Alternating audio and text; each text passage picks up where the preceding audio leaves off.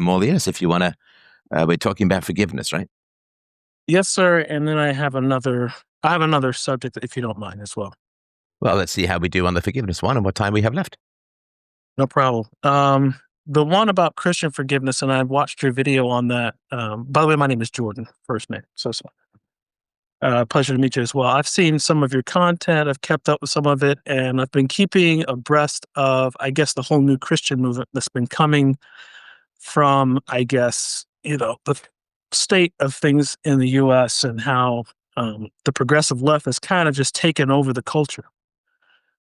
And so, being a Black American myself, I've kind of despaired over, I guess, well, in my community, that in particular. But as far as Christian forgiveness goes, when I saw how Charlie Kirk's wife responded, and then how people kind of had a vitriolic response to that, I think they misunderstand Christian forgiveness because it's not a abdication of responsibility. Repentance is part of it, but it's also dualist in terms of, well, you forgive the other person, give the opportunity for forgiveness because it's not just a one-way street. It's two-way. Yes, there's repentance. They have to say, you know what, I did wrong. I'm coming to you to make it right between us, right? But from the Christian perspective, you're not going to hold on to that bitterness, and you're handing that bitterness over to God in a technical term. And I'm coming from more of a reformed Baptist view. Sorry, so the view you just described, is that your view? It would be the view of reformed theology. Is that your view? Yes, sir. Okay, yeah. I just don't mean to harangue you. I just want to know if you were describing somebody else's view. No, it's fine. It's me. It's most definitely me. I hold that position. Okay, got it. So tell me about the bitterness. So it seems to me that there's a certain amount of hedonism in this. Like, you get this curse called bitterness, which you only release yourself from if you say that you forgive, or if you forgive, or something like that. So it's not a universal experience that failing to, or not forgiving someone who has not repented produces bitterness. I mean, Right. There are people in my life who have failed, who've done me wrong, who failed to repent, and I have not forgiven them because I reserve my forgiveness for those who earn it, because I want to help them, and I don't give forgiveness to people who haven't earned it because it doesn't help them. It reduces an incentive to apologize and to try to make restitution. Right. So if it's not a universal experience, and I'm not bitter about those things, I have a pretty great life. I'm sort of very happy, have lovely people in my life and all of that. So if it's not a universal experience to experience bitterness if you don't forgive, then that's not really a solid argument, because you're relying upon emotions that are not everyone's. I would say that makes sense. But even in the New Testament, Paul mentions that there's two types of forgiveness that we have to work with. Because in the New Testament, you have Paul's teaching, which expounds on Jesus' teaching. It's not just forgiveness, right? So we have forgiveness amongst people that we are outside the faith. You know what I mean? So we have that kind of forgiveness where the person comes to you and says, or doesn't, but either way, it's not a abdication of responsibility or accountability, right? So there still would be consequences for that action, right? There still would be ramifications. It's not an abdication of that. Sorry, there still would be what? There still would be ramifications for... Ramifications, okay. So, right. Let's take a rapist. Right. The rapist goes to prison or is executed if that's the punishment. Is right. that right? Right. If he was going to be executed, that would still be the law, right? Because Paul says in the New Testament, this is in Acts, he says the government doesn't hold the position of that position for nothing. It holds the position to execute judgment because God has placed it in that position to do so, right? So the justice system is supposed to hold that accountable. So that way we're not going around being vigilantes, right? So okay, so let me understand something with regards to the state, and I appreciate the conversation. So let's say that the legal system, you had to press charges. Right. right? So I think that's true of some cases, but let's just say it was true of everything. Okay. So in order for the rapist to get punished, his victim has to press charges. Now, if his victim forgives him, should she press charges? If the victim forgives the person, yes, she can still press charges. That would still be within my stance. Yes. Okay, help me, because forgiveness. If I forgive a debt, right? Somebody owes me $100, and I say the debt is forgiven, then I don't get to take that person to court for failing to pay the debt because the debt is forgiven. If I send them a formal letter, I forgive the debt is forgiven, the slate is clean, then they don't have to pay me back the money, right? I mean, they can, but they don't have to. There's no law enforcement. So if forgiving means that it is if the wrong never happened, right? It's somebody's earned their forgiveness. Like if I borrow your car and I dent your car and then I pay to get it fixed and all of that, and then it's like your car was never dented, that's me making restitution, and I assume that we would be good enough friends that you would forgive me for accidentally denting your car or whatever it is, right? Right. But so help me understand that if the law requires that someone press charges, and let's say that the punishment in the law for rape is death, Okay. then are you saying that the woman who forgives the man would still have him killed by the state? Okay, that I can see where you're going with that, because I would have to differentiate, I guess, that with I would have to differentiate the crime, I guess, a crime against society versus a crime against an individual. So in this case, if she's forgiving the person, then from what you're arguing, that would make sense. Is that Well, she no, would because not press we're talking. charges. Sorry to interrupt. We're talking about a scenario where a man only gets punished if the woman press charge. The rapist is only going to get punished if the woman presses charges. The Right, government can't do it on her behalf. okay. All right. Then I would go with most likely she would forgive the person and not press charges. Okay, That so then the rapist would go free. then it in okay. Well, that's I don't believe I agree with that. If that Agree makes with what? sense. I don't believe I agree with that being what I hold in terms of forgiveness.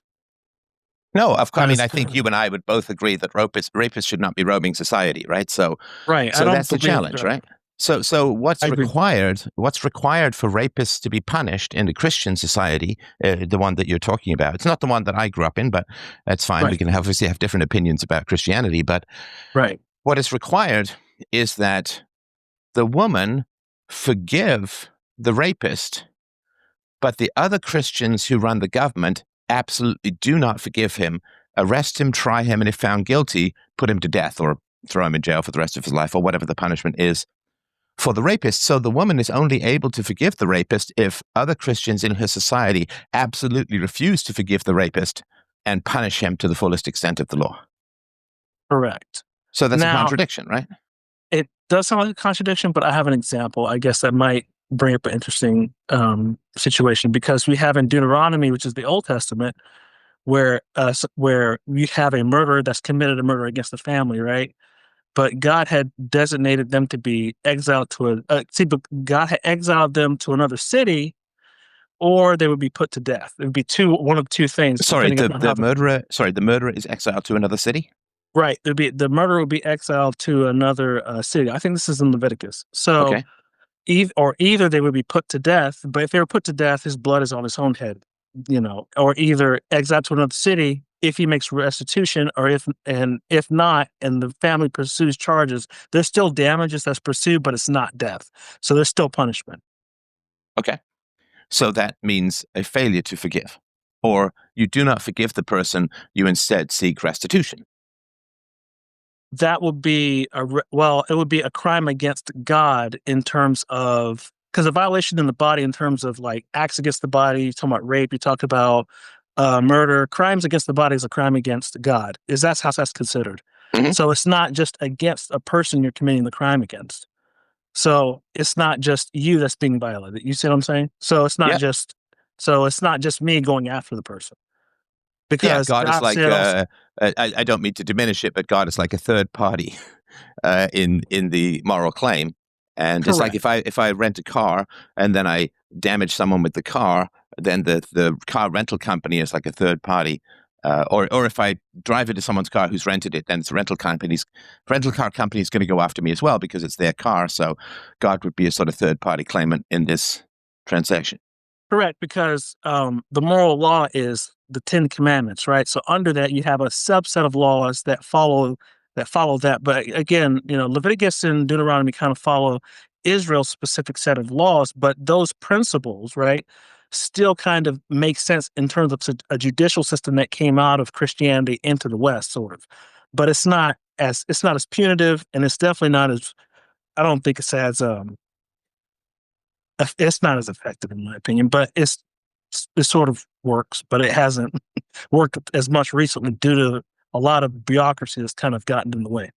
Okay, so let's go. We've gone a bit of a walkabout, which is very interesting, but we haven't addressed the issue that I brought up, that if we have a legal system where the victim has to press charges and the woman is raped and she forgives the man, then she will not press charges and therefore the rapist will walk free. And that, I think we both agree that that's not an ideal outcome. And of course, morality should not have a bad outcome. That's an old sort of Aristotelian idea that if someone's moral arguments lead to an outcome that everybody recognizes as bad, then something has to be reformulated. And so if we have a legal system, let's say the punishment is life in prison for a rapist. Man rapes a woman. She forgives him. She refuses to press charges because she's forgiven him. Then he walks free. So that's not great, right? Right. I would say in this particular case, because, when you have also the state involved, unfortunately, in cases when it comes to this. So the state's going to... No, sorry. We're talking about a situation where the woman has to press charges. And there are some of those situations, right? I mean, there are domestic disputes. I don't know the law in this particular way, but from what I've heard, there are domestic disputes where they say to the woman, do you want to press charges?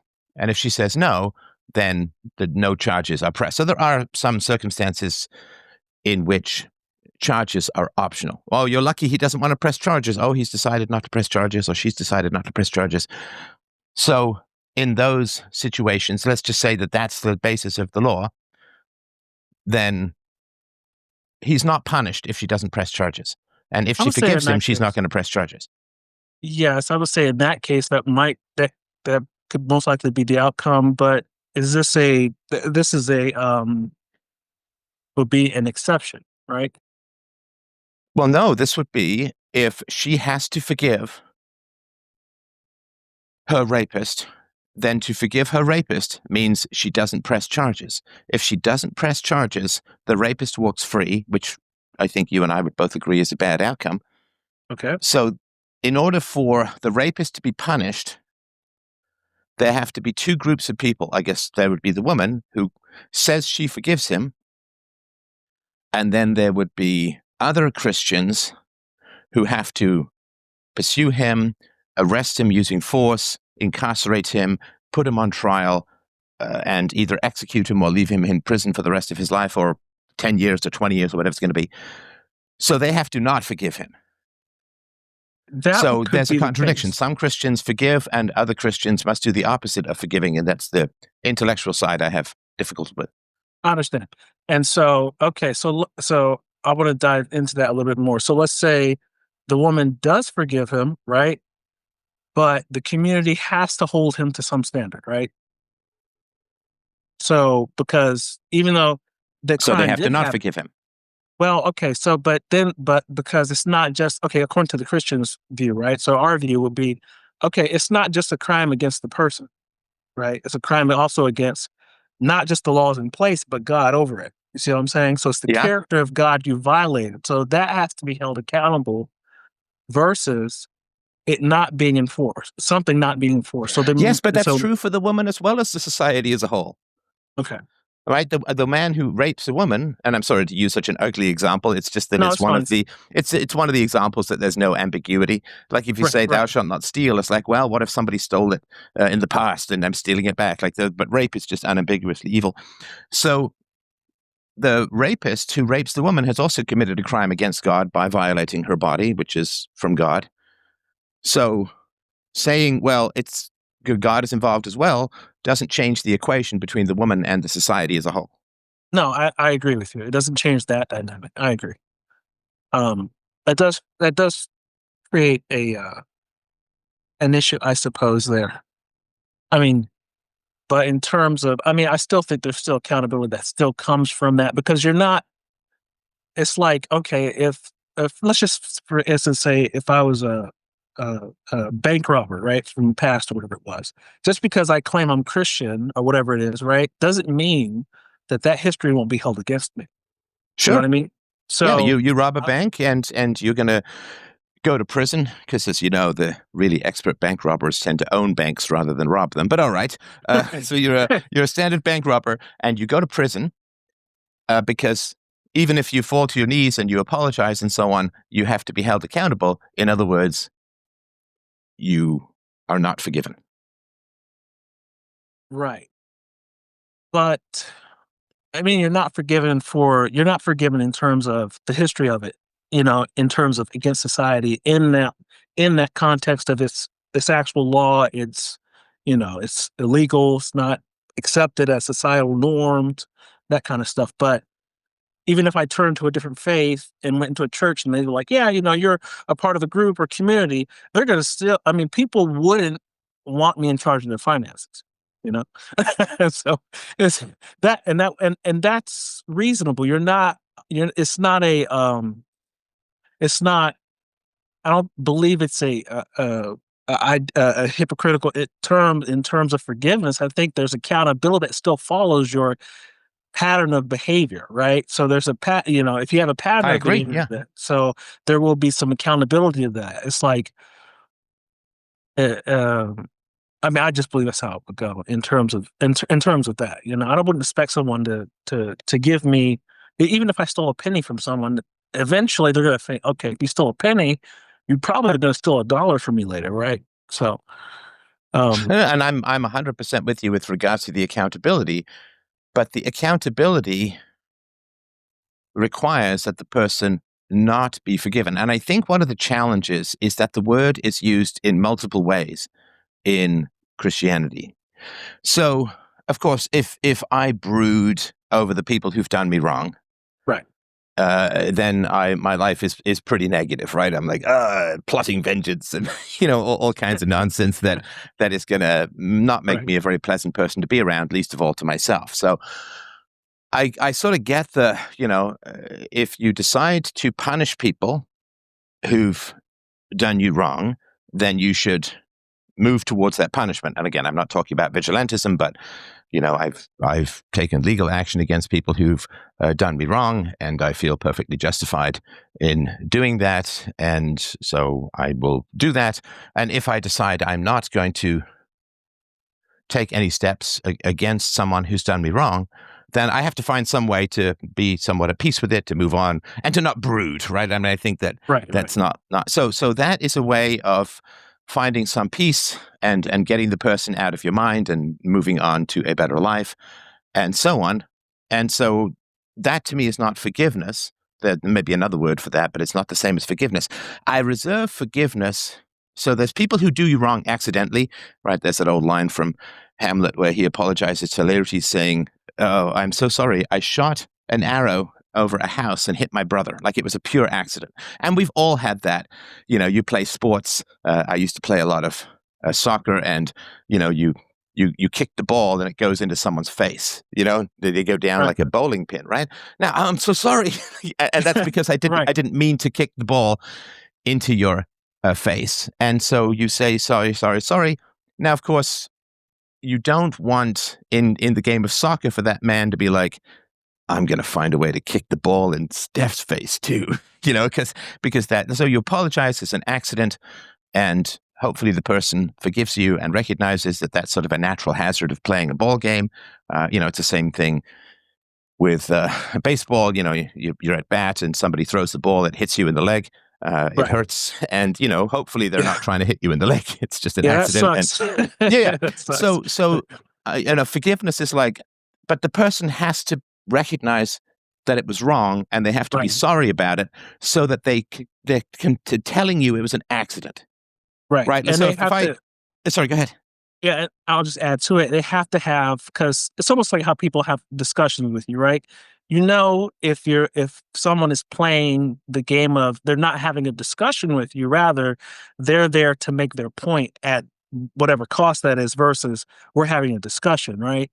So there's malice, and then there's someone that's actually coming from a place of, hey, I want to have a discussion with you, Hmm. and we can tangle with the ideas, versus someone that's coming from a place of malice. So, and I'll even add another caveat that also brings in, this is my more advanced thought is, so where do, even in Christianity, this kind of a issue, I guess, is the benefit of the doubt thing, which I don't really agree with. I don't agree with benefit of the doubt necessarily, because I believe as adults, we make conscious decisions, each and every day to do something. And I think as far as mistakes go, a mistake, I would say, okay, this is something that I had the knowledge at the time that I thought was the best decision, but later found out in hindsight it was bad, right? Hmm. Versus I made a conscious decision that was obviously wrong. And then to call that a mistake, I think is disingenuous, So then Well, you and run then it. those are complicated things, and to unravel. So just to return to my soccer example, so Right. Sorry. if I Yeah. kick the ball into your face and I'm like, oh my God, I'm so sorry, right? I mean, that's my way of saying it was an accident, right?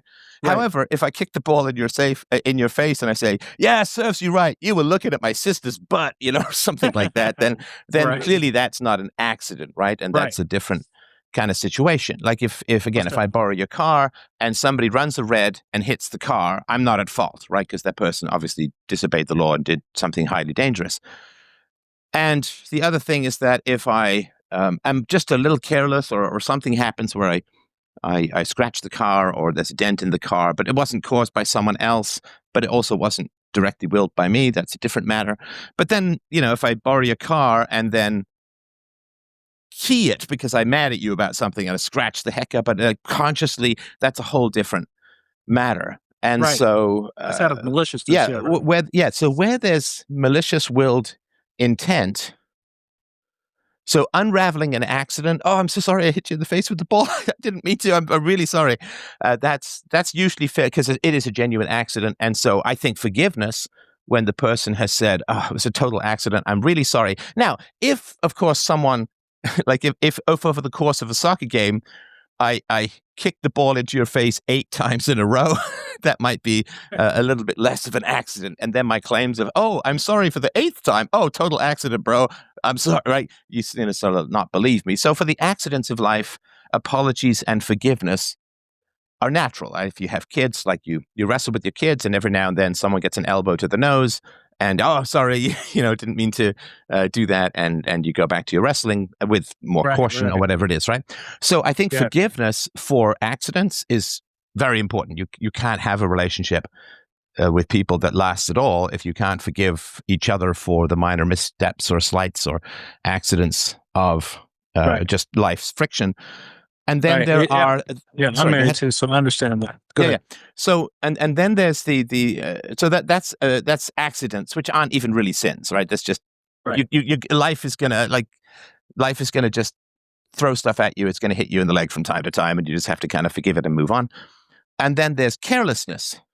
Now, Right. carelessness this is the difference between you can cause someone's death. That's a complete accident, right? Where you won't get charged. And then there's Right. negligent homicide or whatever it is, right?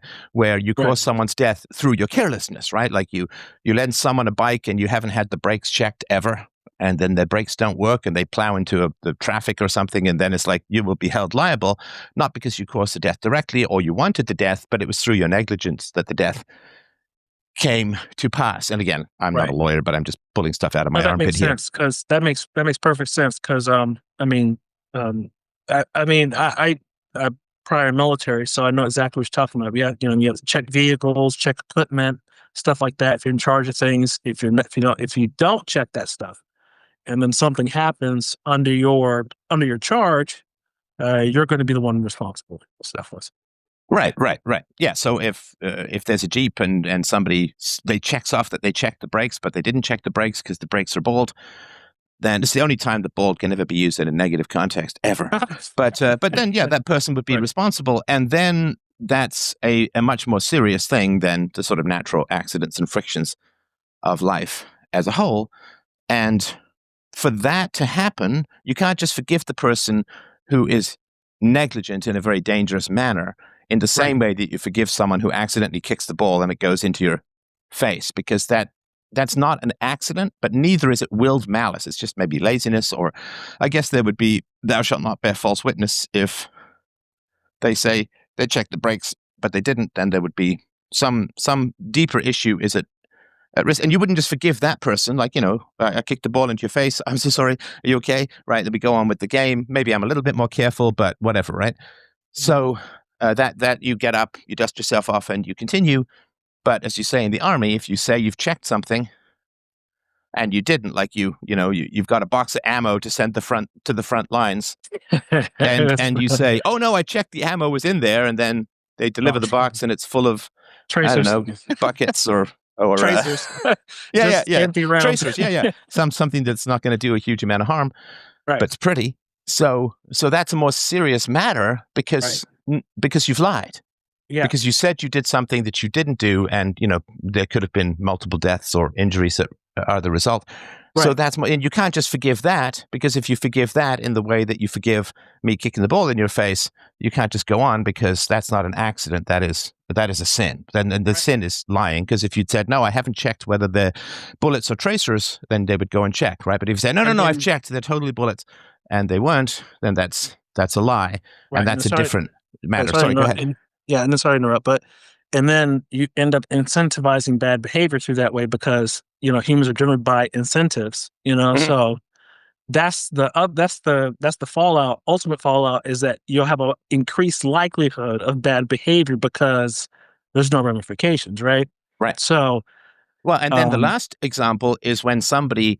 Let's go back to the army example, right? A box of ammo is supposed to be sent to the front, and someone opens it up, takes out the bullets, and replaces them with saucepans or something equally heavy so that it appears, right? So that's not an accident. That's not laziness. That's not that's willed sabotage. And that would be, I can't imagine anything more serious in wartime than actively sabotaging frontline warfighters. So, so you would forgive the ball to the face in soccer. You would have consequences for the person who was lazy, and then you might get the death penalty for actively sabotaging the frontline fighters in a time of war. And so all of these things are different, but we use the word forgiveness in many ways, right? Of course, if we look at Erica Kirk, right, the fact that this fellow seems to have shot her husband through the neck for his lawful and peaceful exercise of free speech, that is not, we can't use the same word for all three situations. That's like saying, sorry, go ahead.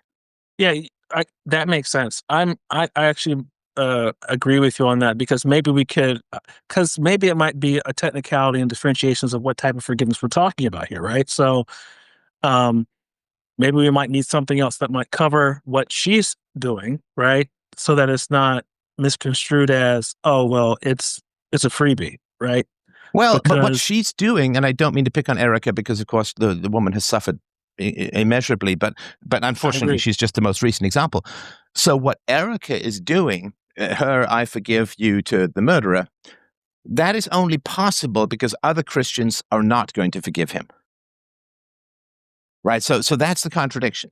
So if the law was such that if Erica says she forgives the shooter is not charged and gets to walk free, right, then we don't have a legal system and evil people run society and we're all hiding in basements starving to death, right? So that's the contradiction, is that I think that Erica's kind of belief is a luxury belief that she can claim only because she knows for sure that other Christians, largely men, are going to go arrest this son of a gun, throw his butt in jail, and prosecute him to the fullest extent of the law, up to and including the death penalty if he's found guilty and it's appropriate to the situation. So I'm concerned that it's a kind of a hypocritical luxury belief. I forgive. And it's but that's only because she knows that other people aren't going to forgive him and are going to punish him to the extent of the law? All right, I could possibly give you that position, but let me present another position to you. Yeah. So it comes and this is I'm about 70% sure of this one. It's more so the teaching where it's both from Paul and Jesus, where we're taught to forgive, but it has to do with the Lord's Prayer. You know, so you have the Lord's Prayer where it says, Our Father in heaven, hallowed be thy name.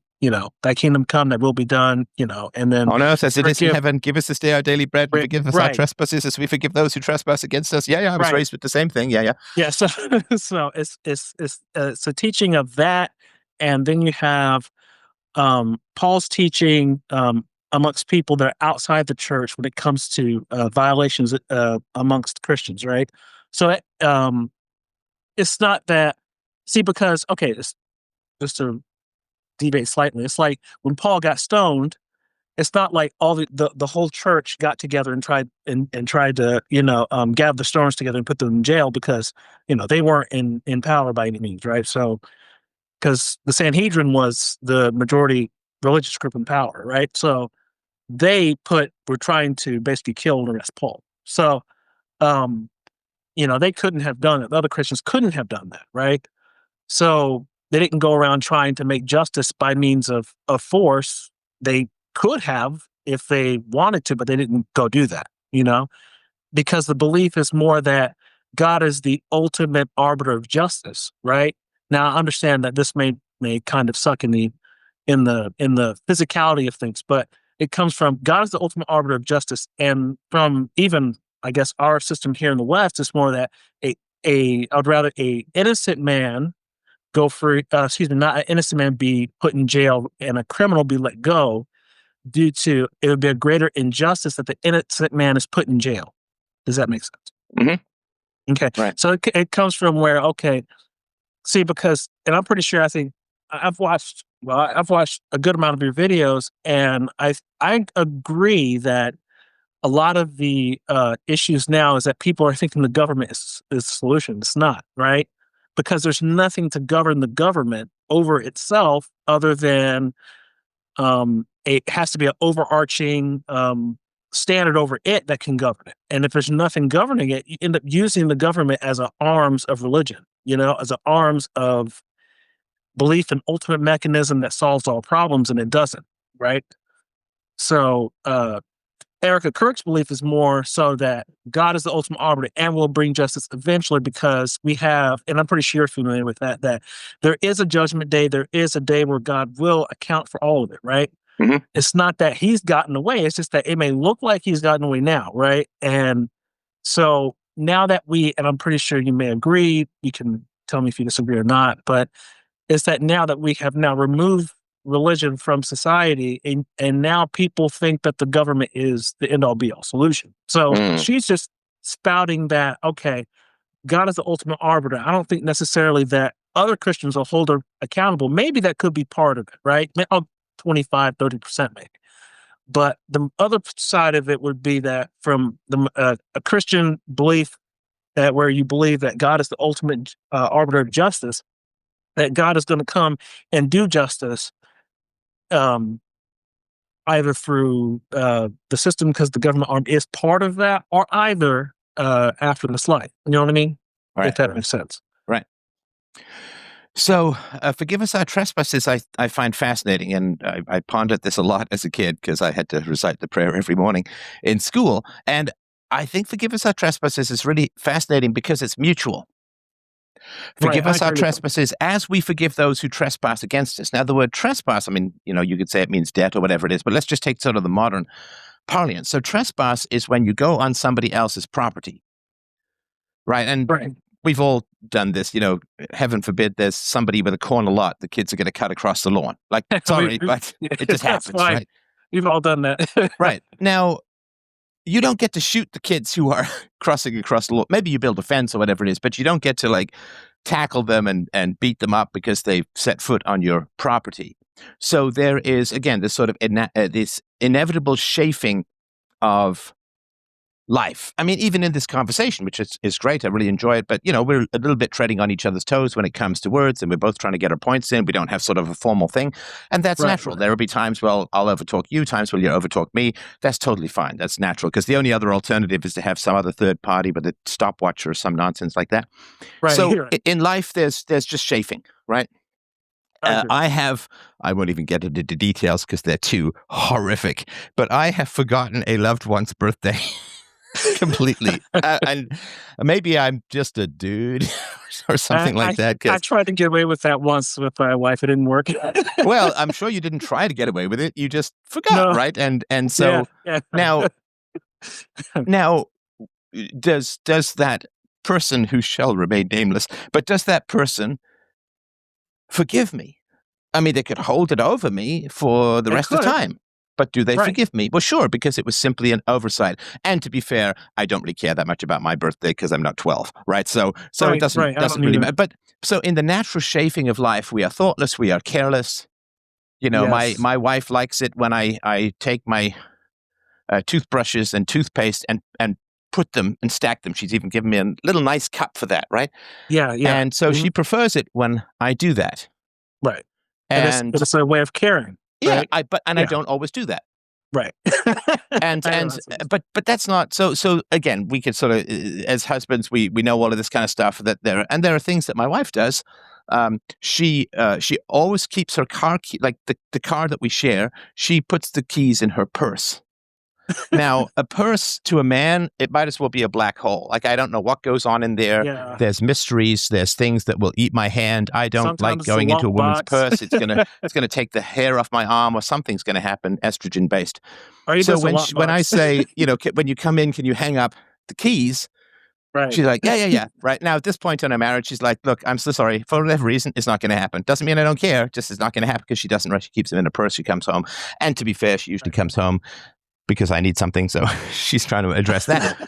So then I need to go, and heaven forbid if I'm late somewhere, which is my fault, of course, but, if I say, where are the keys? And she says, in my purse, there's usually at least 3 purses in the downstairs area, and they have approximately 4,000 compartments each.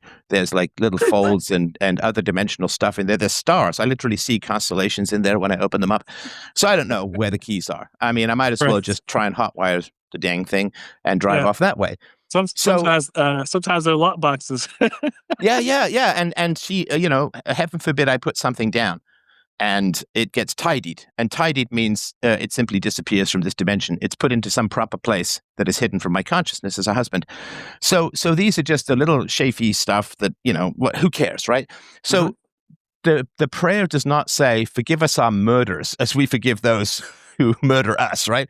It's saying trespasses, which means you're setting foot on someone else's property, no particular damage is done, but you don't want to get hung up on all the petty little rules, and you don't want to get paranoid and say, well, because my wife doesn't hang up the car keys, she doesn't love me. You don't want to. Okay. So I think the trespasses stuff is just the natural stepping over on other people's, in the same way that you and I aren't screaming because, I interrupt you or you interrupt me or whatever, right? We're just like it's not even anything to forgive. Like we sort of rise above that kind of stuff. Right. So I think the trespasses stuff, it's a word that's not in the 10 Commandments, right? It's not about theft or murder or false idols or anything like that. And so the trespasses word, I think, means, listen, don't let stupid little wrongs or slights accumulate to the point, because you won't be able to have any relationships at all. Right. And I'll agree with you and add to that. Even Paul says that later on in the New Testament. So he says, don't argue about, what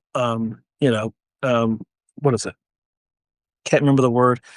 So don't argue about small things, don't get caught up in small arguments, even amongst the churches, because he knew eventually then it would just be tied up in them arguing about, who wore this at what day, right? So right. Or exactly, down to the last decimal point, what's good charity and stuff like that. Now, as far as forgiveness, like this is the challenge with Jesus and Paul, as you know, is that they were very early on in the church, and it wasn't founded, and it certainly wasn't known. Right. So correct. so ignorance of the law is an excuse, which is why the argument is that Socrates doesn't go to hell, even though he didn't accept Jesus because he was born 500 years before Jesus. So ignorance of the law is an excuse until the law is generally known, right? So Sorry, go ahead.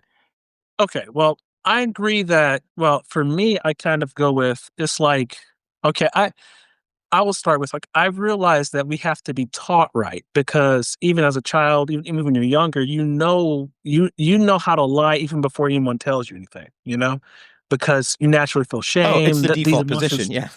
Right. So your default configuration kind of you want to avoid feeling bad and shame and doing wrong and make others disappointing as a child, right? So that follows you as a child, but you have to be taught right. It's even and so from my perspective, at least from a Christian perspective, I argue that in my position is that I think people kind of know what is wrong. It's written on their hearts by God. That's my position because now we can say, okay, well, Socrates didn't go to hell before Christ. Well, again, it says, well, Paul kind of influences that by saying, well, it's written on everyone's heart and God deals with each individual person in terms of their own personal experience with God, right? So that's kind of like covered to some degree because they say, well, the argument is, well, what if the guy that's out on the island somewhere doesn't know anything? So, but we had that covered later on by Paul and in Isaiah to some degree. So I would say we kind of know what's wrong even when we're young. It's just that knowing what's right, because if you're incentivized to do wrong, it becomes habit, right? So it's like if you're, if you come from a chaotic environment, you already know this. If you come from a chaotic environment, it's more familiar to stay in the chaos than it is go to an environment that's safe. Why would I go to something I don't know, right? And then or just stay where I'm already at. I already know that this is chaos. This is at least what I know, So I would argue that point, but uh, overall, I somewhat agreed with your position there, but only to the degree, I guess, like, people, I think they know what's wrong. It's just that maybe you might agree, you may not, but I think that people have a natural instinct to justify bad behavior, right? And try to make an excuse for it. Well, I used to always do it this way, or this is my experience, or something like that. Or this They is how kind I of was raised, and this is what my right, parents right. This is showed me, how I and was so on. raised. My family's always done it this way. This is tradition, or whatever kind of excuse to try to wrap it around, right? So I think accountability is something that as humans we try to run away from because we don't want to feel like we're doing something wrong because of what we want to do Right. And necessarily. if you're a parent, your kids at some point when they're very little, they will walk out of a store with a candy bar in their hand. Yeah, Now, they're not stealing because at home, if there's a candy bar, they can just grab it. I mean, it depends on yeah, how your sort of pantry is configured, but they can grab food at home. So there's a candy bar, I'll take it. And they're not like stealing because they're like, hey, I got a candy bar. And then you have to go yeah, back, you have to explain it to them. Now, of course, if you're, 3 or 4 years old and you take a candy bar out of the store, that's not a crime right, because you don't know the law, you don't know the store, you don't know property rights in the abstract. And so, you take the candy bar back, you explain to the kid, but not out of anger, but just out of instruction, right? But if right. you're 20 and you walk out of a store with a candy bar, Yeah, age of right, right. accountability. Yeah, you I have agree with you. accountability. So I think that Yeah, Paul and Jesus and the early church fathers were dealing with a situation where people hadn't witnessed the miracles, Christianity had not spread, they had not accepted Jesus, and so they were dealing with, in a sense, a 3-year-old with a candy bar rather than a 20-year-old with a candy bar, which is, I think, where that forgiveness comes in. So, sorry, if there's more you want to add, I wanted to see if I could find a way to resolve these different positions. no, I think I think we've come a way on it. It's just I think we may need to call it something a little different, possibly. But you know, y- I I don't agree that Erica is probably coming from that position though, because if you're an avid Christian, someone who's going to church or practice Christianity, your first thought is not necessarily well that your first thought is really one, you don't want to hold on to bitterness that way, for your own sake, because you'll end up rolling around being an angry person. And then the second one is you're giving the chance that possibly you're hoping the other person could sometime down the road come to Christ. If not, they'll be held to that standard after this life, after they check out of this life, or they'll be held to the law, right? So um, I think that's probably more so her thought process, and this is just a guess, right? Mhm. I would say, what do you call it? A good approximation of what I'm. coming Right. up with here. So, yeah, if we look at these three situations, accident with apology, which is how you know it's an accident. Oh, I'm so sorry I kicked the ball in your face. So that we forgive. Then there is negligence with apology and hand-wringing and, guilt. Oh, my gosh, I didn't check the brakes and somebody got into a car crash. I feel absolutely wretched. And that may be actionable criminally or civilly, but there is at least the person feels bad and they're, crying and wretched and so on, right? And so that is something which could be forgiven if the person reforms. And then there is actual malice, forethought, first degree murder, whatever it is, the guy who stalks some woman and well, anybody who rapes, it's actual malice. So once somebody has, say, murdered, first degree murder, they planned it, they did it for insurance money and so on, then I would assume that all tears that they have after that are just crocodile tears. It's just, oh, I'm no, sorry they did it. They're just sorry they got caught, especially if they only get sad after they're caught. So, and I would say most cases are like that though, where they're just sad they get caught mostly, because we have actual data on that. So, for the most part, the law has to be, we have to have some ramifications for that. Right, and so to use the same word for a soccer ball to the face by accident as first degree murder is not like forgiveness. That to me, because in the first instance, you should forgive because it's an accident and it's just part of playing soccer. So you got to forgive it, right? I mean, otherwise you can't play soccer and all of that, right? And you hold grudges and, 20 years later, you're like, that Steph guy hit me in the face with a ball, like that. That's kind of crazy, right? So the natural chafings and trespassing and stepping over each other's toes in life must be forgiven. If you are a purist, then nobody can ever do anything negative towards me. Then you can't get married. You can't have friends. You can't have a job. Like you basically can't participate in society because there's overlaps and chafings that go on in all relationships. They're like sunspots at the sun, right? If you say, well, I can't stand the sunspots, it's like, well, there is in fact a sun around it that's quite bright that may be more important. Right. You figure out, something is burning me. Right. So I appreciate you. Sure. I appreciate you throwing in the White Boy Summer reference to burnt skin. Because I am Irish and German, so I go full tomato. So I appreciate that. Okay, look. Hey, I'm a little darker. I can avoid the sun, but I'm not trying to get too dark. Okay. Right.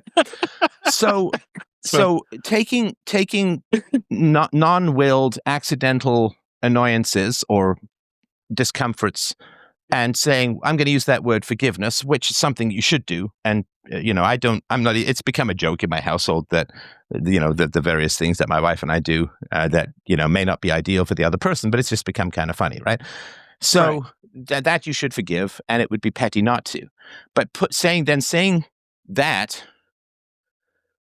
word covers somebody who shoots your husband through the neck and murders him in cold blood, that is, to me, stretching the word way too far. And we just need a different word. Now, sorry, and let me just... I'll go... Okay, good. Yeah, let me make the final case here. You can sort of let me know what you think, and again, appreciate the convo. So what I would say is that you can let go of the negative feelings, right? The hurt, the anger, the rage, I imagine it would be for someone like Erica Cook. You can let go of the negative feelings when society is safe again. So example would be, most people have had this if you live in a house, or it's not so common in an apartment. Let's say you live in a house, right? And you wake up at 2:00 in the morning because you hear the sound of broken glass downstairs. Right. So you feel this uneasiness, right? Your heart pounds, you get your full fight or flight, right? Now, can you go back to sleep without checking downstairs? For me, no. No, that's right. So if you go downstairs and you find that a tree branch or, something broke your window, or, maybe the house was settling and some basement window broke just because the pressure or whatever, and there's nobody, and you check everywhere, there's nobody in the house, the window is broken, and it's not because of an intruder, then you can go back to sleep and you deal with it the next day, right? Right. So that uneasy feeling, that negative feeling you have will stay with you until you know that you're safe and your family is safe. Is that a fair way to put it? Most definitely. I think, yeah, I agree with that. Okay. So the anger that we would feel against someone who is a rapist or a murderer is a negative and uneasy feeling that you could say God or nature or whatever has put within us to have us act so that we know that we're safe. And so if you go downstairs and there's an intruder and, you use a weapon, you hold him at bay, you call the police take him away. I mean, obviously you're going to be kind of wired, right? But you're in a situation of safety because the police are now dealing with this home invader. He's going to go to prison and so on. And so I think that the uneasy feeling, the negative feelings, the, anger, bitterness, shame, rage, all of those are feelings that are put in us to have us act to ensure our safety and the safety of others, because it's not just about us. You've got kids upstairs, you hear the breaking glass, you go down and check the breaking glass because somebody could be in who could hurt your kids.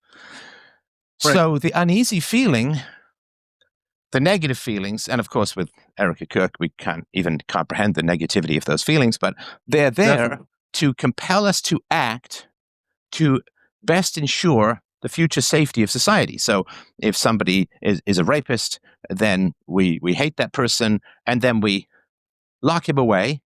And then the feelings of hatred are supposed to diminish, as I'm sure they do, because he can't do any harm to society as a whole. He's locked up, let's say, for the rest of his life or whatever it is. Or if it's a murderer and he's executed, well, he's not going to murder again, right? So there is that feeling that there's this negativity, this unease when there's an evil in society, which is compelling us to act to ensure the future safety of society.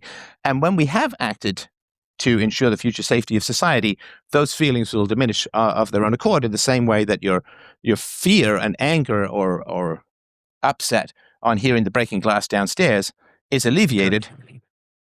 If you go down, you find there's nothing, or heaven forbid, there's an intruder, you get him arrested and taken away, and let's say that you have a just police force and court system, and he goes away for 5 or 10 years for invading a home or something like that, right? So you have now reestablished safety and security, and then your feelings of bitterness and anger diminish. And so the feelings of bitterness and anger are there to compel you to work to make society safe. And then the feelings are alleviated, not because they're willed, like you can't will yourself to not worry about the sound of breaking glass. It's an automatic nervous system response. I mean, I'm sure you've been in situations of danger, and it's like genuine danger, not something sort of made up. In situations of genuine danger, you can't just say, "Hey, relax," because your body is like, no. I mean, I think someone's following us in the woods and they're hiding behind trees or whatever, like you can't just say, "Oh, relax," because, or to put it another way, everybody who was out in the woods and told themselves to relax, I'm sure we're not being followed by a bear. Well, occasionally they were, and they die from the bear. So, that kind of got selected out of the population. So, right. You're definitely not arguing that, well, our feelings are, all our feelings are necessarily valid. So you're just arguing the ones that are valid based on actual situational, awareness from the 5 senses that we can assess from. So the negative feelings are there to compel you to act in a manner concordant with justice to make society safe. So if somebody breaks into your house, you hold them you hold them where they are. The police come and take them away. They get arrested because you've got video, camera, whatever, right? This is open and shut case. Right. And they go to jail, and then, because it's not just about me. Right. So it's about society as a whole. It's about society. Like, you got your neighbors, you got your community, right? So if you let that guy go, the odds of him coming back to your house are virtually zero. But the odds of him going to somebody else's house are very high. So if a woman gets raped and she, quote, forgives, doesn't press charges or whatever, then the odds of her getting raped by that guy again are very low.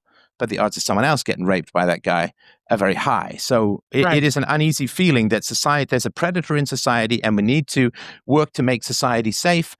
And once we work to make society safe, justice has been done, that person has been removed from society, right, then I can relax, right? So that's my sort of feeling. But if you just will the forgiveness, then it's like saying to yourself, I'm not going to go check downstairs. I'm not going to, so I heard the sound of breaking glass. I'm sure it's nothing. That's not positive. Sorry, go ahead. Got it. So so maybe we have a problem in the justice system. where it's okay because we just have one crime against a person, and the charges are not going to count against the person unless they press charges, right? Mhm. But there's a crime against the community there. So that's another type of crime, right? So wouldn't it have to be addressed in that manner then? Well, and so there certainly are crimes that you don't have to press charges. The state will press charges on your behalf, whether you will it or not, for sure. Right. But that still requires that the victim, right? Because Erica Kirk was praised for this approach, and unfortunately, I think it took a lot of the necessary righteous moral energy out of the cause. That because it deflates the tension in society, which sometimes is necessary for progress. It's like the energy that was generated by the horrible murder of Charlie Kirk got kind of dissipated by this, but that's more of a sort of psychological interpretation. But I certainly have noticed that the energy's gone out. People aren't really posting about it anymore. Right. Whereas if you look at other crimes throughout history and so on, they still have a lot of energy because there's not a blanket forgiveness. And so something that happened 6 weeks ago is gone. Stuff that happened hundreds of years ago or 70 years ago is still cooking along because people don't forgive. You mentioned MLK or JFK. People know exactly about that. They're still passionate about that. Yeah, absolutely. So there's still a logical contradiction to say that it is good for the victim to forgive. And of course, Charlie Kirk is beyond the capacity to forgive, at least in the mortal plane.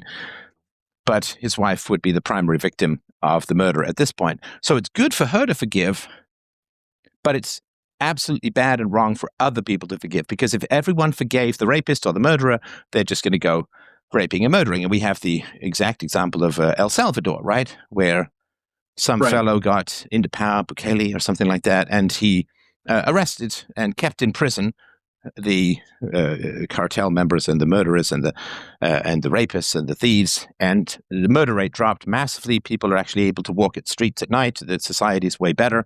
So the fact that he did not forgive anybody, but rather acted on the negative feelings to ensure the safety and security of society as a whole is good. And of course, you can see this. We're currently going to go back into that slide into hellscape in New York, right? Because the new mayor is like, oh, there's no such thing as crime. And, although I bet you still have to pay your property taxes, right? Apparently, he certainly arrests people for that. So hold on, I don't want to interrupt you. Go ahead, sorry, but he said something really stupid just like not too long ago about increasing taxes, but he only increased taxes, but like 0.6, no, by 6 cents. Right. Oh, and so then crazy. Right after he promises everything for free to everyone, he asks for donations, but that's kind of inevitable. So everybody's running away now. So the negative feelings and the uneasiness. Listen, of course, we should work to have fewer negative feelings over the course of our life, but we should earn it, right? So if you feel bad about being fat, you should lose weight, right? But you can't just sort of will yourself into being fine, or even if you will yourself psychologically, your arteries remain clogged with fat and you still get knee pain and back pain. You can't just will all of that away. So my argument would be that if you say, I no longer experience negative feelings because I have taken the danger out of society, then that is healthy. But if you say, I'm going to will away my negative feelings without making society safer, without pressing charges, without getting a lawful conviction, if that turns out to be the case, or a confession or whatever it is, putting that person away, then that is not healthy and that is not good. And I don't like luxury beliefs. It's just whether it's a personal prejudice or not. No, I understand what you're saying. I understand that. I agree with you. I fully agree with you, even as a Christian, that I don't believe in, just handing out IOUs to people just because they missed something. I don't believe that. I believe accountability is the best repellent to foolishness. So I agree with you. I maybe just might be the terminology, or maybe it might be just something that needs to be expounded upon a little bit more. Maybe I'll have. Well, I don't want the same word to be used for something that's good and something that's bad. That's that to me is really, it's worse than muddying. And I'm not saying anyone's doing this consciously, least of all you, of course, but I don't like forgiveness to be, oh yeah, there's minor missteps and overlaps in life, and your wife will not hang the car keys up, and of course you forgive that. It's like, I mean, of course, right? In the same way that if I don't put my toothbrushes back in the toothpaste in the little cup, my wife forgives that and all that, right? So that's a good thing. That's a mature thing. That's a healthy thing, right? I got deplatformed, and I really don't hold any malice. I'm sorry about that. I saw that. And I'm sorry, Stefan. You should have not ever had to go through that, because when I heard that you were I followed you over to Rumble, and I was just like I was just like, this is crazy. It is insane that you have the government actually going after people just for saying things, and then now you see it over in the UK is they're actually getting prosecuted, put in jail for that. Well, that is true, and I wouldn't necessarily. I mean, maybe the government had something to do with it or not, but let's just say it was sort of private organizations and so on. Yeah, but I'm sorry about that. I really am. Well, I appreciate that, but I don't wake up every morning, and I mean, obviously there was a bit of a shock, and I had to sort of scramble to change things and so on. But I don't sort of wake up, right, and it's because, well, first of all, they don't have philosophy. It's not taught. And so I'm obviously do not want to put myself in highly illustrious, if not semi-divine or divine company, but it is a little bit of forgive them for they know not what they do, right? They are simply following the hedonistic path that is natural and inevitable when universal moral values collapse because of the fall of Christianity or the lack of the rise of philosophy or whatever it is, right? So they don't know really what they're doing. They're just acting on impulses. And so it's like, to me, it's almost like getting mad at somebody who doesn't know any better, like getting mad at the kid who takes the candy out of the store without really knowing any better. I understand forgiveness of that in particular, but I'm not even. I don't even know if we can say necessarily it's by just following their impulses, because the amount of information we have access to is astronomical, and at the rate that we can look up information, get access to, and the fact that I work in technology. I actually work with AI, so. I know all the back end stuff. So it's, the amount of stuff that people have access to is insane versus, and I had a conversation with my mom. I was like, Mom, did you imagine the technology today? And we had a conversation about 2 hours. I couldn't believe, just listening to her story of the transition from the 70s up to the 80s, and then, that stuff. So I wouldn't even say, well, give people that excuse, because we have way less of an excuse now with all the information we have. I agree with that for sure. And I also wanted to say how funny it is for me when you talk about like the 1970s, as if it's like the most ancient time known to man. Wow, the 1970s. I was there 3,000 years ago when the ring was forged. Anyway, that's just kind of funny to me. I'm called an old soul, so I actually go and listen to old people and talk. I'll just sit down with older veterans and say, hey, have a conversation with them, because I'm like, you're older than me, you know more than me, so I want to know what you experienced, so it's for me, it's a learning experience, and right. I'm 38, so okay, so not such a difference. Okay, so with regards to the word forgiveness, I am a big fan of forgiveness for minor slights, especially accidental ones. Of course, we step over it, and when you have kids, every now and then they'll say something like, oh yeah, I was talking to this like really old guy. He was like 50, like I'm 59, right? So, but they're not meaning to be rude. They're just telling their story. So there's not. You don't get upset about that kind of stuff, right? And so forgiveness is really good and right and mature and necessary to have relationships. So that's a net positive and all of that. And for negligence, it's more complicated. For malevolence, oof, like whoever shot Charlie Kirk, this was not I shot an arrow out of the house. This was like I targeted you with my scope, right? So you can't. I rail against the same word for things that are morally good and things that are morally bad.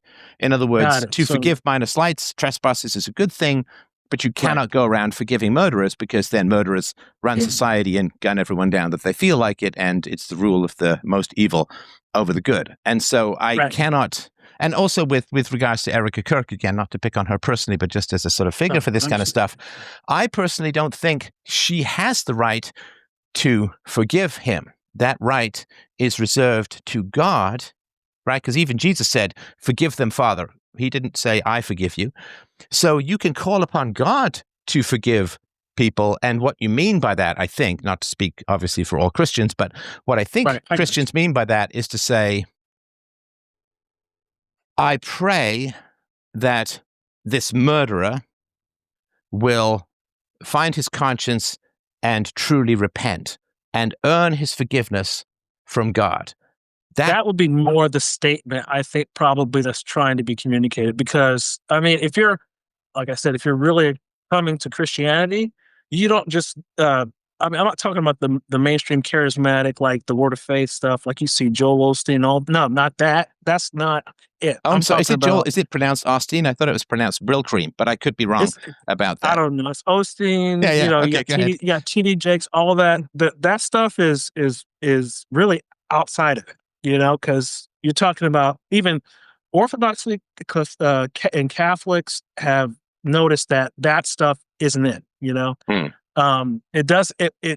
It really does muddle the waters, and people don't know what Christianity is because, you know, it's all about warm fluffies and all that kind of stuff, and that's not Christianity. And prosperity We're talking about doctrine and yeah, the whole it's called the Word of Faith movement. Actually. Jesus will fill your bank account. I'm pretty sure that's not his job. Yeah, no, it's not. It's Creflo Dollar and the rest of them. So, we're talking about places where you actually have to earn your place in the church, which is like Reformed theology. We're talking either, you know, Calvinist, Reformed Baptist churches, talking Orthodoxy, Catholicism, where you have to get catechesis, stuff like that. So these are more areas where people have to, you don't just go into church and say, I want to be part of the church, you know, because they'll be like, okay, well, this is a path. This is not something you're just going to join and, you know, everything's fine. You got to earn it. So, so there's people in my life who quote wrong me, right? The soccer ball to the face. I forgive them because I'm recognizing it's just an accident. There's no malevolence, nothing to forgive, right? So that's fine. There are people who have done me wrong, and listen, I don't want to sound like some victim. I've done other people wrong and had to apologize. In fact, I've done it on the show, right? But let's just pretend that I'm the only victim in the world. But you're good. So people who have done me wrong, and they have recognized they're wrong, whether I point it out or they come to it on their own. If they come to it on their own, even better, but it's fine if I point it out. And they listen, and we have great conversations about it, and then they apologize, and, you know, they make restitution if possible. They do something so that it's not likely to happen again. Like if someone has a real bad temper, then they, you know, and let's take some silly example. They take a vase and throw it against the wall. That's my vase. Okay, they can buy me a new vase, and they can go into anger management. Right. So this is not a real example, but something like that. Right. So they apologize, they make restitution, and they take steps to make it less likely that it's going to happen again. Okay, that's honorable behavior. And we all, I mean, I speak for myself. I do wrong. I have to apologize. I haven't thrown a vase in a while, but actually ever. But so there are people who have, in a mature fashion, stepped up to own their wrongdoings and make restitution and so on. And forgive, right? Of course, we forgive them because they've earned it. And then there are people who do terrible wrongs and never admit it and cling to their belief that they were justified and so on. I cannot, in good conscience, forgive those people because they haven't earned it. And why would I? It would be like paying an employee who shows up and works really hard and diligently, and then paying the same amount of money to someone who steals $100,000 from you and takes off, and you continue to pay them. Right, like that's not fair. That's not right. That's not good. And you're subsidizing immorality. Sorry, go ahead. Right, and not just that. Also, they could hold you ransom to your own morality as well. So you have to forgive me.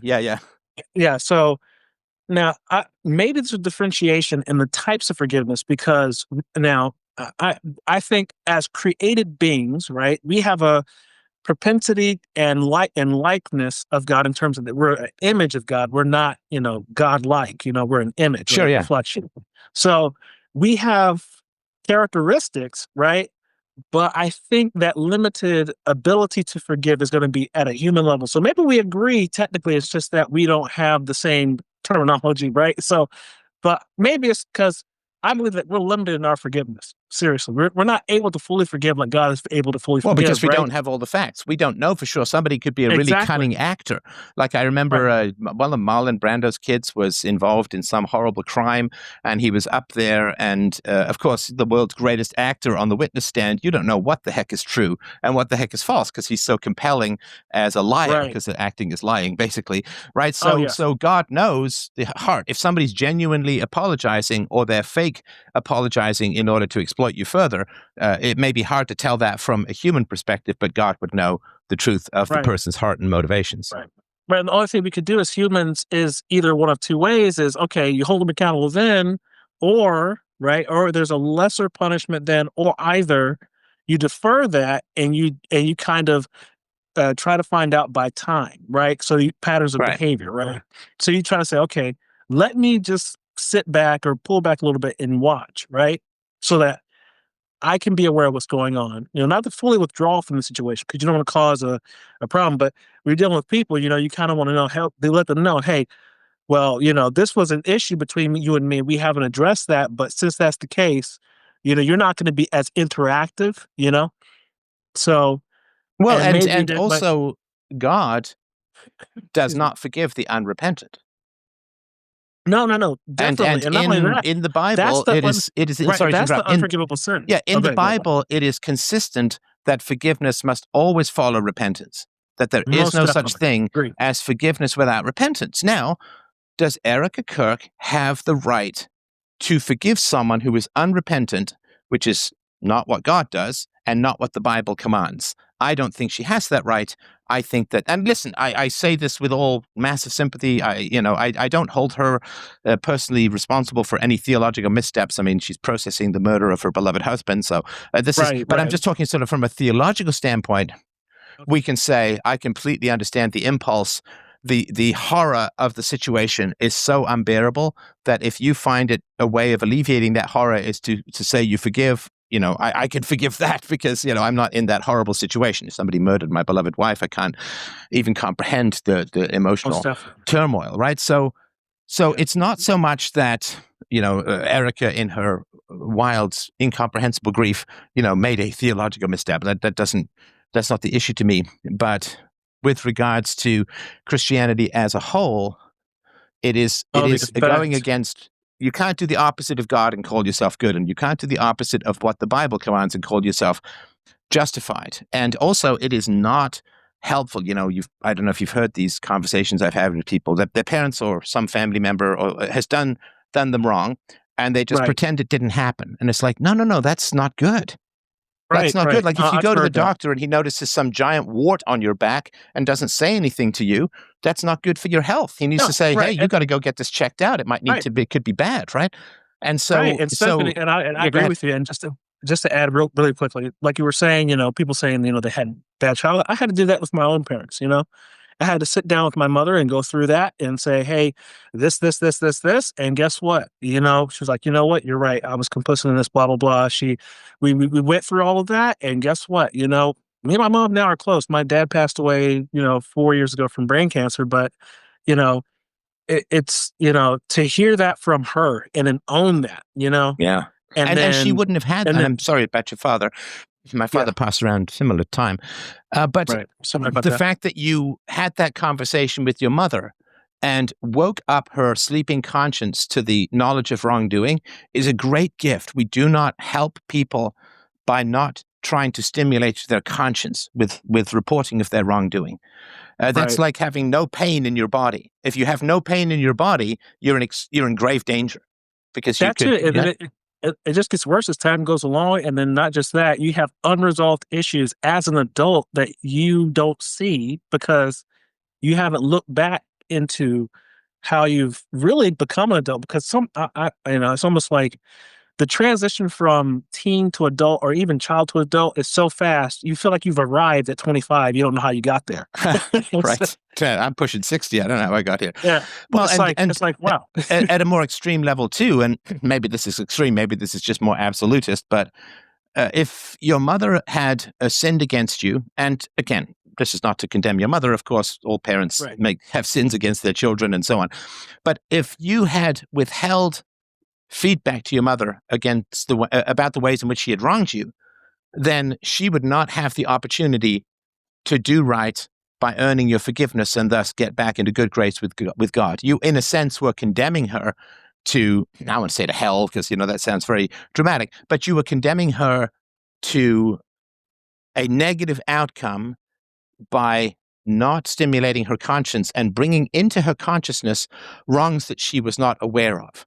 That is really, like, if you're the CEO of a company and an accountant finds that a whole bunch of money has been missing, do you want the accountant to tell you? Well, yeah, of course, because that way you can stem the theft, you can prosecute if necessary, and you won't get charged for some crime because you found out about it and acted against it. You want people to tell you when wrong is occurring.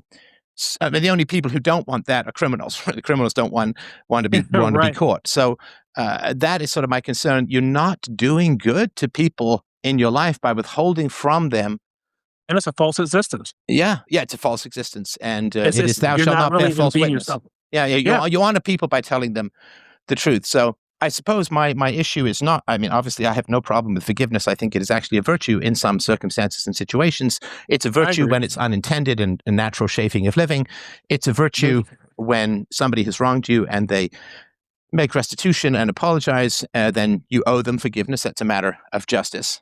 But when people have not apologized, not admitted wrongdoing, and are doubling down on their evils, forgiveness is wrong. It is wrong because it needs to be an incentive for good behavior, not handed out like candy. It's a form of socialism of the soul. Sorry, go ahead. Yeah, and I think maybe we can both agree that some different words could have been used, probably, because I probably would, as limited as my forgiveness is, God can forgive infinitely, right? But still said something after that to hold him accountable, right? That would have made more sense, maybe. Oh, right? Yeah, if she said, I pray that he finds his conscience and repents, and I pray that God, and you don't have to pray that God forgives the genuinely repentant, because God is infinitely knowledgeable and infinitely just, and if you genuinely repent, God will forgive you, because God wouldn't want to be arbitrary or unjust. And so she could say, I pray that he finds his conscience and repents, but she cannot say, I forgive him, because that is dependent upon repentance and reserved for all-knowing God in the end alone. All right. Well, I can agree with that. If something could have been said differently. Yeah. So, I mean, maybe that can be differentiated. Maybe I'll have more on that because I'll take some notes. I appreciate that. Is there anything else you wanted to mention? It's been a great chat. I really do appreciate the conversation. I appreciate the time you've given me. Thank you. And the only other thing I guess is, this probably won't be as long, is, second topic. Sorry, go ahead. Yes, I'm Black American. So, and I come from the South, down in North Carolina, but, I'm a military brat, traveled so many places because my dad was military. So, and for the longest time, I remember, he would give me stern advisement not to speak a certain way. So you're not going to speak like that. You're going to speak like you know English. Right. So, and he would sit. I had so much trouble with English as a kid because I traveled to the Philippines. I was learning Filipino. I was learning Japanese in Japan. So, when I came back to the States in Colorado, I just struggled so much with English. And he sat down with me for hours going through writing words and sentences correctly, So when I look around and I see my community just completely give over to not being accountable, and then I go overseas and I see places like Uganda, different countries where they have way less, and they don't even like Black Americans because of how irresponsible we are over here, and working in the tech field, I've seen people come over from Nigeria and they come over here and they are, astute, accountable. They're knowledgeable. They know what they're doing. They're not lazy. None of that stuff. But then in my own community, it's like, I know it's the absence of the father in particular, and the incentivization of the single mother being on the government. But it's like, and I really do think, unfortunately, the avoidance of any kind of accountability, even in culture, has caused this decay of just, outright dependence on the government and blame on white people. I'll go out to other white people that I see on the street and police officers say, look, don't get caught up in that. That's not right. It's disgusting. Don't get discouraged by that, because when I see other people, white people, they talk about it. I'm like, don't get discouraged by that. I said, that is foolishness. I said, I'm embarrassed of my own community. We need to self-introspect first. We don't need reparations for anything. The Europeans need reparations for being the Europeans and what's the other the Europeans? Who else was the most trafficked? I can't remember. It's Europe. Europeans were the most trapped from Europe to, I think, to the Muslim nations. Oh yeah, like easy 2 billion, and sex slaves and all kinds of terrible stuff. Yeah, it was the Europeans and was it Asians? I can't remember, but it was somebody else. If you sort of Western Europeans, I mean, we couldn't even live by the coast. We had to give up fishing because the Muslim raiders were so predatory. But I mean, from what I've heard, I don't know if it's true, that the word slave comes from Slav. So the Eastern Europeans were also enslaved in truly wretched fashion. Yes, most definitely. So it's like the whole world needs reparations, and even the Europeans need reparations. I said that's a never-ending revenge train. Yeah, they have to let go of that that in particular. Not only that, I don't even think the slaves at the time were wanting any of the stuff that these people want now. Like if I look at even the old chain gang songs that were being sung, right? Oh, don't make me break out my Sam Cooke, man. You'll regret it. But anyway, go ahead. I know. Yeah. I listened to those things, and they weren't talking about reparations and none of that. All of it was God, and I want to go home and bring freedom, me home, and I just want to work and be with my family. It was so simple, and we've extrapolated this out to, you owe me something. You can't say something because, you're white or you look white. It's disgusting. And for me, I can't apologize enough when I run to people, because it's disgusting to me. Well, it's nothing for you to apologize for, because there's no. I mean, I think that power corrupts. I mean, this is the great danger of political power.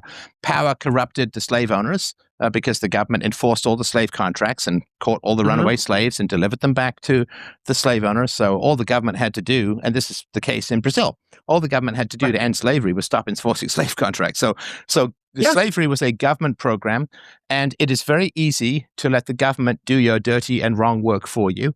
And the same thing is true, not of course just among blacks, but among all people who are dependent on the SNAP and the welfare state and the disability and all of this stuff. It's like, well, you're having the government go and take other people's money and give it to you, which is a form of enslavement in a way. Certainly it's not as egregious as direct chattel slavery, but power corrupts. And if you can get stuff for free, like slave contracts enforced or like the welfare state, then you're going to take it. And it's really, power corrupts everyone, and we got to be humble about that. Yeah, and then what happens is, when you take away, see, this is the danger with social programs. Once you give people sustenance like that, you take it away from them, they're going to become violent. Oh yeah. Well, now it's basically, you saw this with the SNAP thing. Now it's basically just hey, it's a nice city you've got there. Be a shame if something happened to it. It's like, you better get my money going again. And this is true not just for the black community, but for the white community, the East Asian community, the Middle Eastern community, the Asian community. So it's very much like now I've got used to all of this quote free stuff, and if it doesn't come, I'm going to get. And now it's basically, I think, it's like a shakedown more than it is any kind of charity, because charity to be moral has to be voluntary. Yeah, it's and I can't remember, because I remember specifically, I used to live in D.C. and so D.C. was one of the worst places I would get approached from, because I would actually take the transit, right? And I swear to you, Steph, like the amount of people selling snaps down there. I mean, I couldn't go from there because I was working at several different departments there sometimes down in D.C. And so I would get approached by at least 12 people to sell their snaps for cash. Wow. And so, and everything, I would reject them every time. It's just that I was just like, wow, okay, so this is where that money's going. People are trying to do other stuff with it, So you go to 7-Eleven. There's certain areas down here in DC where people are selling them outside of designated 7-Elevens and stuff like that. 7-Elevens are hot spots for these kinds of things that happened. So it's that people don't know how gross Snap is really misused. Well, and of course, all of the women who have become surly and vengeful and lazy and negative because they don't need a husband to provide for them because they've got the government. That's a really tough emotional set of habits to suddenly reverse. Right. Yes, And to and then say, I mean, if all of this stuff went away tomorrow, then the single moms would have to find ways to get providers, or they'd all pool their resources and all go to work at various times while other people watch their kids, which would actually be way better for the kids and would give a sense of community to the single moms. But, they just have to be nice. And again, I'm not talking about just black women here, although I love Kevin Samuels. Like, can you just smile at a black guy once in a while? yeah, he's great. Yeah, but and this is what it's festered, these sort of negative behaviors, like slavery festers cruelty in the slave owner, and getting quote free stuff from the government. It does tend to increase the most negative possible behaviors, which then become very, very tough to reverse over time. Yes, I remember. So there's also something, I guess, that came out of, I think this is a guy that was a KGB agent. And he came Bezmenov, over right? Yeah, Yuri Bezmenov. Yeah. Yes. He came over and he literally said, your institutions are already infiltrated. Yeah. He said, you guys are already too late down the road. This is in 1960. And I was just like, wow, this video is out here and no one paid attention to this. I was, I was just astonished. And then you have this black economist who was talking about, he was talking about what would happen in 2000s and late now. He's saying that what he said in the 1990s is happening now, where people are on Snap, and if Snap was to disappear or benefits were to retract because of government budget, people would be violent, and depending upon what percentage of the population is on that, which what is it like? Isn't it like 10 million Americans or something? I think it was a bit higher than that, but it's a not insignificant number for sure. Yeah, it's a pretty good significant number of Americans that can be weaponized, just for the sake of the fact that they're on these benefits. I don't mind, people having assistance, but I think it has to be very, very, very limited. Not only that, I really honestly would outsource that to churches. Oh, absolutely. Yeah. I mean, because you need individual knowledge of the circumstances. Some people you give money to, and I'm obviously not some big charity here, but I've certainly given quite a bit of money to listeners over the years for therapy and if they need sort of, Right. And some people you give them money and it turns their life around for the better. And other people you give them money and it reinforces their worst habits. And you need very detailed knowledge of who you're helping in order to just firing a cannon full of money at people is actually doing a lot more harm than good. But of course it alleviates, it's like, it's like heroin for a toothache. It alleviates your symptoms in the short run, but it causes more problems down the road. And I think that down the road is getting closer because it's really cruel to get people addicted to a system that can't last. I mean, you're just setting yourself up for massive chaos. So Social Security is about to not be able to be paid in 2030. So that's going to cause a problem. But I've been homeless. I've been that guy that was homeless. Wow. And that was coming out. And that was coming out of the military, because after you get out of the military, it's okay, bye, deuces, right? And so I told myself, I was like, what? I'm never going to be here again. I'm never going to be on the street again, And there's this one other black guy. He came from, because I came up here to Baltimore, to not Baltimore, but excuse me. It was near DC. It was like Bladensburg. And this guy saw me out of a 7-Eleven, and this guy helped me out of nowhere. Just charity, straight charity. I didn't know this guy from anyone. He could have been anyone, right? I have my stuff packed under a bridge somewhere. So I was like, at least it's safe. I got my laptop, Bible, and clothes. So I had, my first wife had passed away about a year and two prior to a car accident from an immigrant that didn't speak English. Oh gosh. And so I was just like, okay, so I'm in the situation obviously because, I got depressed, got too caught up in myself, and, wasn't proactive a little bit, so yeah, it left me in a bad situation. I'm not going to be here again. Right. So he came over, he said, "Hey, are you homeless?" I was like, "Oh yeah." He didn't know I was, so there's no way you could have. I had a collared shirt and everything, nice in the iron jeans. And he said, he took me out of the street, put me in a hotel for 2 weeks. He took me to every appointment I needed to go to so I could get back on my feet. And because I went from basically making almost, $100K one time into to making zero, and then went over that after he helped me get my job. And he, the remarkable thing is, I never saw this guy ever again. And I could never tell. I could never give back to this guy. And to this day, I don't know if he was an angel or something, or because I couldn't find his number in my phone logs anymore because I had the same phone. Right. So I had no data on him like at all, and couldn't contact him. It's like he just disappeared. That's wild. And so what a story. I mean, but that's certainly a man who read his Bible. Yeah. So I'm telling you, I'm just thankful for that kind of situation. But it's that, and I remember meeting another veteran on the street. I was like, he was 28, he was older than me at the time. I was like 25 or something. I was like, how long you been here? He's like 8 years. I was like, why? I was like, well, he said, I like smoking weed a lot. I was like, you got to get off that, man. I was like, you got to get off that. I said, I'm not going to be here. Look, I said, this is like my third month. I'm not going to be here like this. I said, you don't need to be here. I said, you need to stop smoking that stuff. You need to get yourself a job focus. I said, if you need to hang out with me, we'll focus together, but you need to not do that no more. Wow. So, lo and behold, I went to another shelter, and then I got into another place, and, I'm doing way, way better now, way much better now. So it's about, okay, really, your attitude and where you're coming from, because a lot of people that are here, at least in the United States, I understand, are either here because of some issue, because they can't take care of themselves, or either, they're on drugs. Right. So, because after I've been on most of these homeless shelters in DC, and most of these people are on drugs.